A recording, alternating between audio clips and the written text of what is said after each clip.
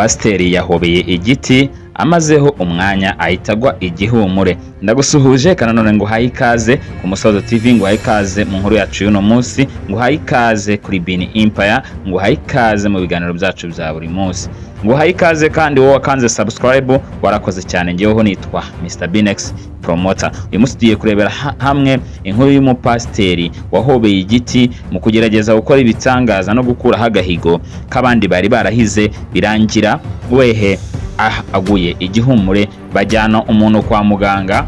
Reka nze nkubwire uko byaje kurangira, uko inkuru yaje kumugendekera nuko byaje kurangira abaye. Ndagusuhuje rero kandi ndakuyambiriye mu mwaka wa 2026, nkomeje kwifuriza ibyiza ku kwa mbere kukomeze kukubere kwiza, ndetse n'umwaka wose uzakomeze kukubera mwiza.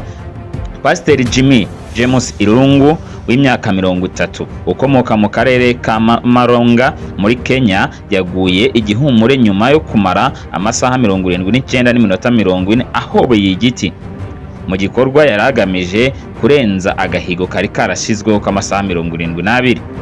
Iki gikorwa cyari kigamije gushyigikira ubukangurambaga bwo kurwanya indwara ya kanseri no kugaragaza impungenge ku giciro kiri hejuru cyo kwivuza, by'umwihariko ku baturage batari bishoboye. Irungu yateganyaga gusoza amasaha 80 kuwa kane saa 11:27 za mu gitondo, ariko umunaniro ukabije watumye agwa mbere gato yo kugeza ku ntego yari yihaye. Abari bateraniye aho iki gikorwa cyabereye bihutiye kumutabara, ahita ajyanwa ku bitaro muri Marunga Country Level 5 Hospital, aho inzego z'ibanze zemeje ko ubuzima bwe butari mu kaga cyane. Ushinzwe urubyiruko mu ntara ya Marunga Manoa Gacuca yatangaje ko ibipimo by'ubuzima byagaragaje ko nta kibazo gikomeye afite, kandi ko abaganga bemeje ko ashobora gusezererwa mu bitaro mu masaha make. Iki gikorwa cyakurikiwe n'abantu benshi, haba aho cyaberaga no ku mbuga nkoranyambaga aho mu Banyakenya batandukanye bagaragaje kumushyigikira. Ibyishimo byari byose ubwo Irungu yarenzaga amasaha 72, bifatwa nk'intambwe ikomeye mu guca agahigo kari karashyizweho n'umugore witwa Trufena Mutoni. Abayobozi, abahanzi n'ibyamamare bitandukanye byaje kumuba hafi, barimo na Trufena Mutoni ubwe. Guverineri wa Morunge Irungu Kangata yavuze ko abaganga bakomeje gukurikirana ubuzima bwe, anongeraho ko nyuma yo gukira bazaganira ku buryo igitekerezo cye cyabyazwa umusaruro mu guhangana n'indwara ya kanseri. Umuvandimwe we John Irungu yatangaje ko batari barabanje gusobanukirwa neza uburemere bw'iki gikorwa, ariko ko ukwihangana k'umuvandimwe we kwabafunguriye amaso yo kurwanya cyangwa se no kwihangana n'iki kibazo.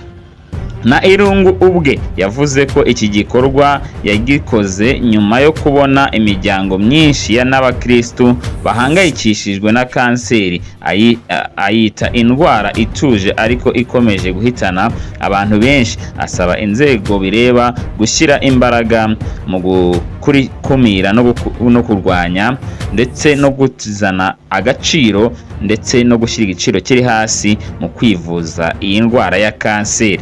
Ese urumva ibyo pasiteri yakoze ari byo cyangwa se yaragiye kwiyica? Ese yaragiye kwitangira abantu? Agaciro ke tuzakabona. Ndagushimiye rero kandi ngushimiye ko unkurikiye muri nkuru, ngushimiye ko tubana kuri Bin Empire ndetse n'Umusozo TV, ndetse ntago unsiga no kuri Bin Creator Hub. Mukanya ndabaha video nziza, video ibasobanura ibya YouTube kuri Bin Creator Hub. Ikindi ushaka gukoresha phone na handi wayikoresha uretse muri Bin Phone Repair, niho bagukorera phone ku giciro cyiza, ndetse phone yari yose urayibazanira bakayigukorera ku giciro cyiza. Ndagushimiye rero wowe bagane, bahamagare kuri 0787155647 barahita bagufasha cyane bagukoreye phone yawe ijye ku murongo kandi emere neza. Bandikire no kuri WhatsApp ku iyo nimero hanyuma phone yawe bayikore, yaba software na hardware byose barabigukorera.